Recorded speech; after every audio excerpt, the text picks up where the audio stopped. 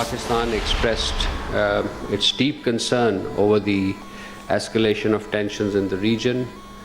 We underscored that a renewed conflict serves no one's interest.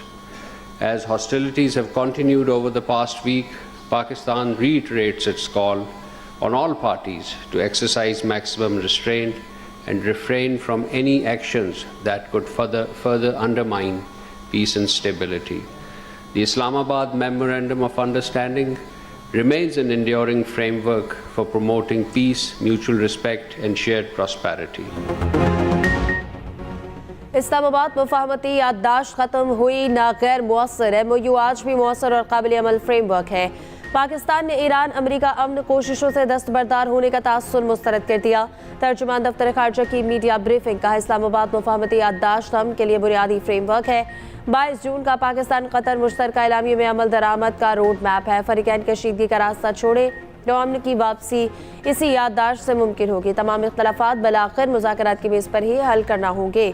Pakistan के Qatar पर हमलों की भी शदीद मसम्मा। ताहिर हुसैन इंदराबी ने कहा, पाकिस्तान और अमेरिका के दरमियान तिजारती मुज़ाकरात में हम पेशरफ्त हुई है। दोनों ममालिक ने मुतअद्दिद मुश्तरका मफादात पर इत्तफ़ाक़ी राय बढ़ाया।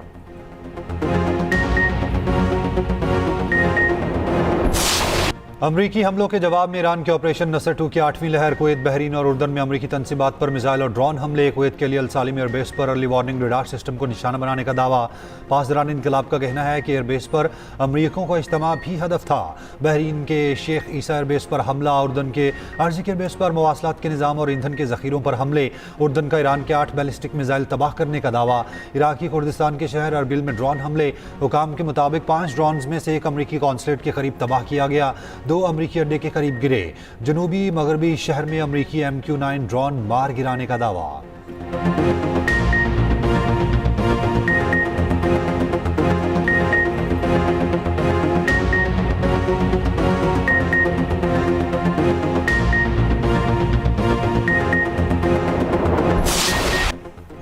अमरीकी फौज के रात भर ईरान के मुख्तलिफ इलाकों में हमले। सिरक, अहवाज, शाबहार, बंदर अब्बास और कशम जजीरे में धमाके। अहवाज शहर में मिसाइल कैंसर अस्पताल के करीब गिरा। रूसी मीडिया के मुताबिक कैंसर अस्पताल से 200 से ज्यादा मरीज बच्चों को निकाल लिया गया। एक हफ्ते में अमरीकी हमलों में 7 ईरानी फौजी, 30 शहरी शहीद, 260 जख्मी हो गए। गवर्नर हरमुज़गान के मुताबिक कशम में फिश पाउडर बनाने वाली फैक्ट्री को नुकसान पहुंचा। फैक्ट्री खाली थी, कोई जानी नुकसान नहीं हुआ। सेंटकॉम का ईरान पर हमलों का ताज़ा सिलसिला मुकम्मल करने का ऐलान। कहा, अमरीकी फौज ने ईरान के कमान मराकज़, फ़ज़ाई दिफ़ाई निज़ाम को निशाना बनाया। मिसाइल और ड्रोन साइट्स और साहिली निगरानी के मराकज़ भी हदफ थे। ईरानी हुकाम के मुताबिक समनान एयरपोर्ट को भी निशाना बनाया गया।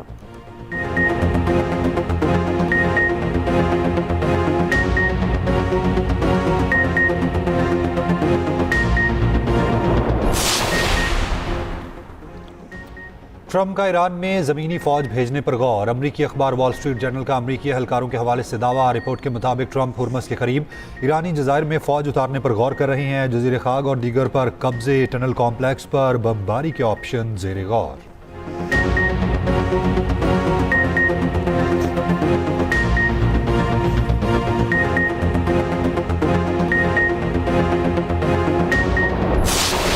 हुकूमतें तब्दील करने के लिए फौज भेजने का दौर खत्म हो चुका। हमारी फौज किसी कौम के मुस्तकबिल का फैसला नहीं करेगी। ईरानी अवाम अपने निज़ाम में तब्दीली चाहते हैं तो ये इनका अपना फैसला होगा। अमरीकी नायब सदर JD वैंस ने कहा कि ईरान के तनाज़े का मुस्तकबिल हल फौजी कार्रवाई नहीं, मुज़ाकरात और सफारती मुआहदा है। मुज़ाकरात की मुखालफत करने वालों के पास कोई हल नहीं। इनकी वाहिद तजवीज़ मुसलसल और गैर मौसर बमबारी है। इसराइली हुकूमत के बाज़ अनासर ने ईरान के साथ मुआहदे को सबूताज करने के लिए अमरीका में असर और रसूख की मुहिम पर भारी रकम खर्च की। ऐसी मुहिम के बावजूद वो अमरीकी मफादात को तरजीह देंगे। हमारी स्ट्रेटेजिक तरजीह अपना हुर्मस को खुला रखना है।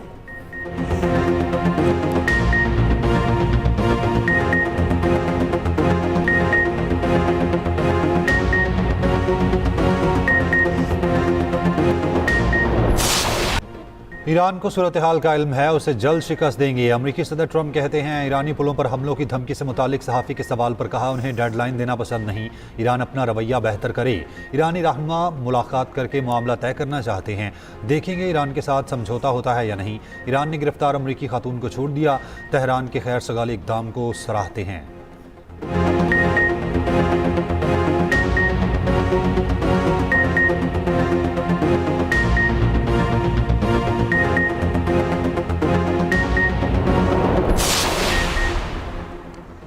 पड़ोसी या खित्ते के ममालिक के साथ तसादुम का कोई इरादा नहीं, ईरान खित्ते में इस्तेहकाम और ताउन को तरजीह देता है। ईरानी फौज के तर्जुमान मोहम्मद अक्रमीनिया का कहना है कि ईरान हमेशा खित्ते के ममालिक के साथ बरादराना ताल्लुकात और बाहमी ताउन के फ़रोग़ का हामी रहा है। मुसल्लह फ़ौज की अवलीन जिम्मेदारी मुल्क की सलामती, कौमी मफादात और खुद मुख्तारी का दिफा है। दूसरी जानिब पासदारान इनकलाब का अमरीका पर कुवैती सरजमीन को ईरान पर हमलों के लिए इस्तेमाल करने का इल्ज़ाम।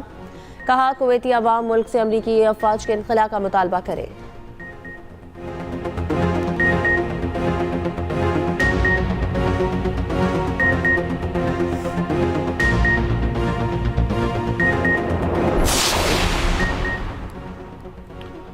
अमरीकी नाकाबंदी का जवाब, पासदारान इनकलाब का मशरिक़ वस्ता से तमाम तवानाई बरामदात रोकने का ऐलान। कहा, अमेरिका और इत्तेहादियों के फ़ायदा पहुँचाने वाले तमाम बरामदी रास्ते बंद कर देंगे।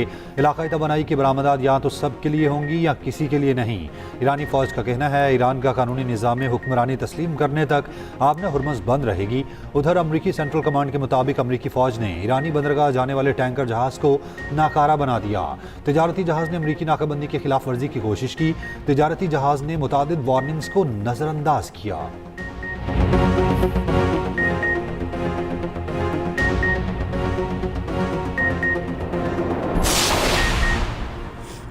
वज़ीर-ए-आज़म शहबाज शरीफ से चेयरमैन कौमी रहमतुल आलमीन और खातिमुल नबीय्यीन अथॉरिटी की मुलाकात। खुर्शीद अहमद नदीम ने कौमी रहमतुल आलमीन और खातिमुल नबीय्यीन अथॉरिटी की सालाना रिपोर्ट पेश की।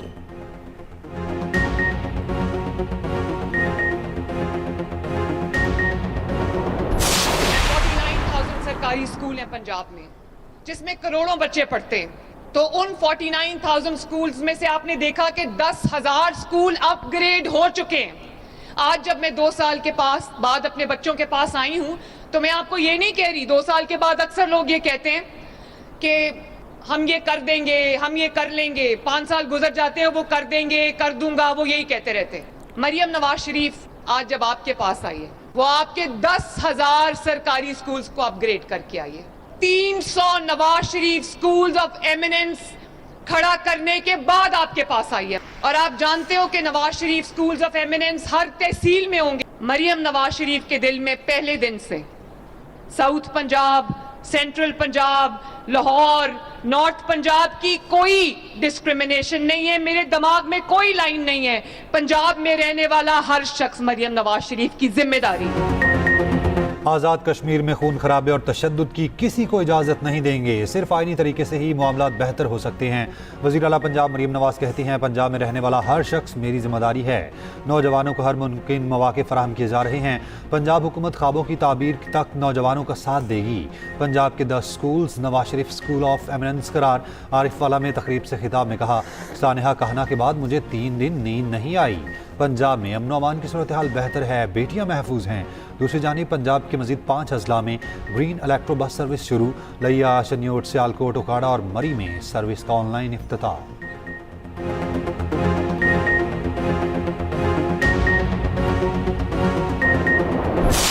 जो ये शहीद और जो गाजी हैं, ये किसी भी मुल्क के लिए सबसे कीमती असासा होते हैं। और मैं ये मुतालबा करता हूँ कि मौलाना फजलुर रहमान साहब, जो कि एक नहायती मोतबर सियासतदान है, मेरी गुजारिश होगी मौलाना साहब से कि आपके लिए बहुत ज़्यादा रेस्पेक्ट है, आप बराए मेहरबानी इस बयान को वापस लें। क्योंकि इस बयान से किसको फ़ायदा हुआ?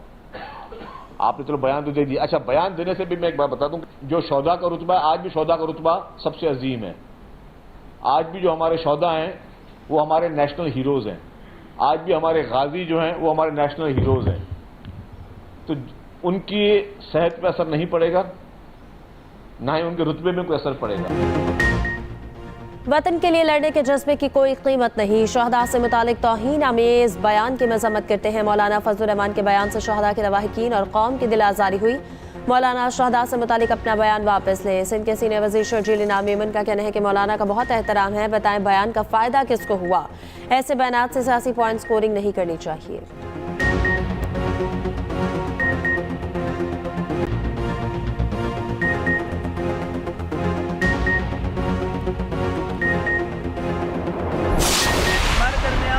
तहरीक तरीक़ार का इख्तलाफ हो सकता है, लेकिन हमारी हद यह है कि कौमी मफाद उससे मुतासिर ना होता हो। हमें ये इदराक होना चाहिए कि हमारा कौन सा बयानिया ऐसा है जो हमारे दुश्मन मुल्क की मीडिया के लिए सुर्खी का दर्जा रखता हो, जिससे हमारे दुश्मन को खुश होने का मौका मिले। मैं समझता हूँ कि मौलाना फजलुर रहमान बहुत जल्द कौम को इस हवाले से एतमाद मिलेंगे। अगर अल्फाज और अंदाज में कोई ऐसी कमी रह गई है कि जिसका दुश्मन फायदा उठा रहा है तो उसकी वजाहत करेंगे। जो बयान दिया गया है नाकाबिले फहम भी है, नाकाबिले कबूल भी है और नाकाबिले बर्दाश्त भी है। और जाहिर है कि मैं और MQM क्या पूरे पाकिस्तान, सिर्फ जो शोहदा और उनके अहले खाना या सिर्फ अफवाज पाकिस्तान के एहलकार नहीं बल्कि पूरे 25 करोड़ आवाम की दिल आज़ारी हुई है। MQM ने शोहदा से मुतालिक बयान पर मौलाना फजलुर रहमान से वजाहत मांग ली। MQM चेयरमैन खालिद मकबूल सदीकी कहते हैं पाक फौज रियासत की मुहाफिज है, अदराक होना चाहिए हमारे किसी बयान से दुश्मन को फ़ायदा ना पहुँचे। उम्मीद है मौलाना फजलुर रहमान अपने बयान की वजाहत करेंगे। फारूक सत्तार ने कहा मौलाना का शोहदा से मुतालिक बयान नाकाबिल कबूल है, शोहदा के ख़ानदानों की दिल आज़ारी की गई।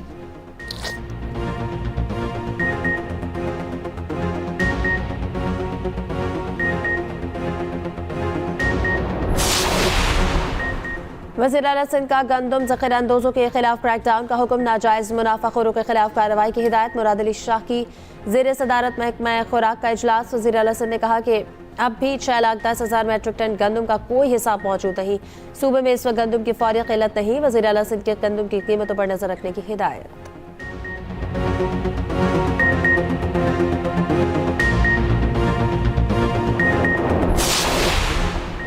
वज़ीर आला KP सुहेल आफरीदी का दौरा Swat university of computing sciences and information technology का इफ्तिताह कर दिया। सूबाई वज़ीर हायर एजुकेशन मीना खान आफरीदी, मुशीर हाउसिंग डॉक्टर अमजद और अरकान असम्बली भी मौजूद थे।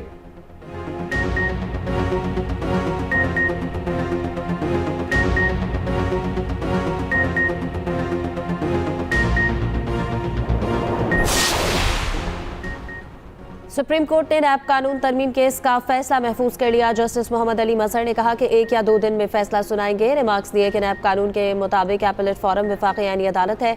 जमानत केसेस में सुप्रीम कोर्ट एपलेट अथॉरिटी कैसे बन सकती है। इबादुर रहमान लोधी ने कहा कि खुदा का वास्ता है इंतजामिया के खुफिया मकासद के लिए अपना इख्तियार सरेंडर ना करे।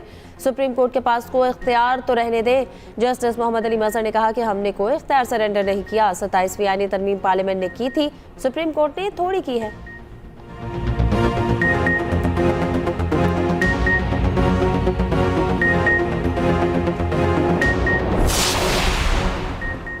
क्या अब MA पास शख्स स्वीपर का काम करेगा? क्या उसके झाड़ू लगाने पर किसी को शर्म नहीं आती? वफाकी आईनी अदालत के जज जस्टिस हसन अजहर रिजवी के रिमार्क्स। KP में MA पास स्वीपर रखने के खिलाफ केस की समाअत हुई। जस्टिस हसन अजहर रिजवी ने कहा MA पास का स्वीपर की नौकरी एक अलमिया है। अब 10 साल बाद उस शख्स को नौकरी से तो निकालना मुनासिब नहीं होगा। सूबाई हुकूमत शिकायत कुनिंदा को किसी दूसरी जगह नौकरी दे। पेशावर हाई कोर्ट का फैसला बरकरार, अपील खारिज।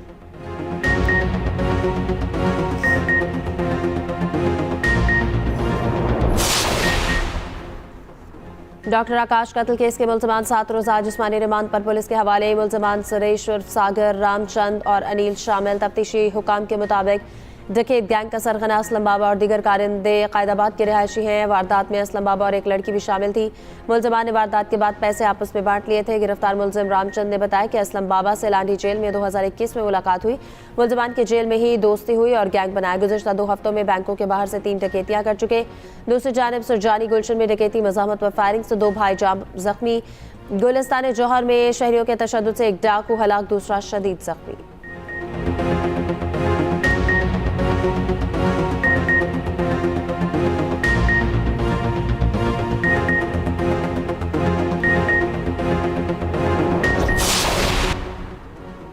पेशावर के इलाके तहकाल में घर में आग लगने से 6 अफराद जाँ बहक। मरने वालों में मियाँ बीवी और 4 बच्चे शामिल।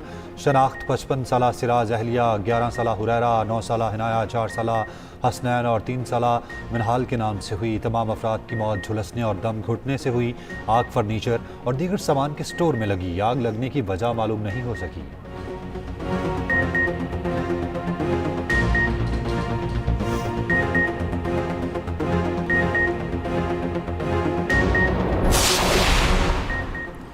सादिकाबाद में घरेलू नाचाकी पर खातून ने 4 बच्चों समेत नहर में छलांग लगा दी। रेस्क्यू हुकाम के मुताबिक खातून को बचा लिया गया। बच्चों की तलाश जारी। डूबने वालों में 3 भाई और कमसिन बहन शामिल। बच्चों में अली हसन, अयान, रयान और तैयबा शामिल।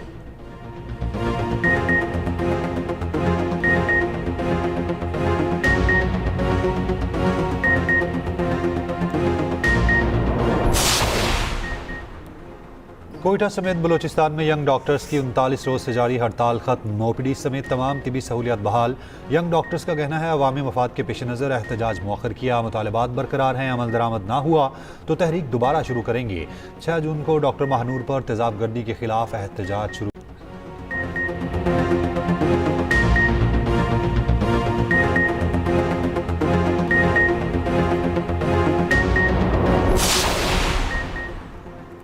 म्यांमार के साहिल के करीब 2 कश्तियां डूब गईं। 500 से ज्यादा अफराद की अमवात का खदशा। अक़वाम मुत्तहिदा के मुताबिक दोनों कश्तियां जून के आखिर में म्यांमार की रियासत राखीन से रवाना हुई। एक कश्ती पर तकरीबन 250 अफराद सवार थे। रवानगी के कुछ ही देर बाद लापता हो गई। दूसरी कश्ती में तकरीबन 280 अफराद सवार थे।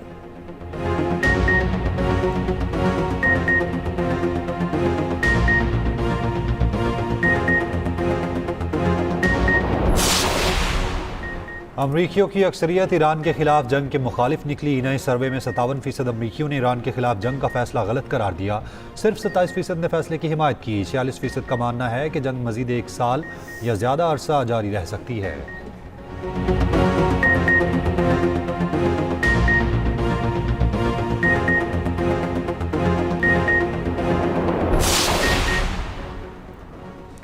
इसराइल और लेबनान के दरमियान 2 पायलट जोन्स बनाने पर इत्तफाक। रोम में अमरीकी सालिसी में 2 रोज़ा मुज़ाकरात में फैसला। अमरीकी मीडिया के मुताबिक पायलट जोन्स में सिक्योरिटी इंतजाम नाफिज किए जाएंगे। खाली कराए गए इलाकों को लेबनानी फोर्सेस के हवाले किया जाएगा।